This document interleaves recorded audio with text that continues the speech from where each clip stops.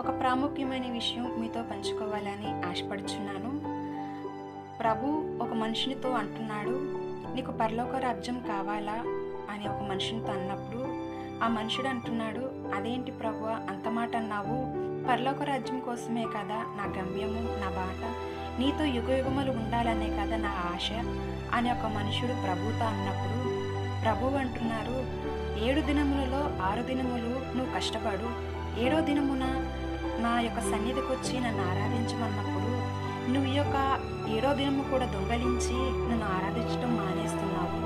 నువ్వు ఒక్క దినం గడపలేనోడివి, యుగయుగములు పరలోక రాజ్యంలో నేను ఎలా స్థానం ఇవ్వగలను అని ఒక మనిషితో అన్నప్పుడు ఆ మనిషి ఎంత కురిగిపోయాడో తెలుసా.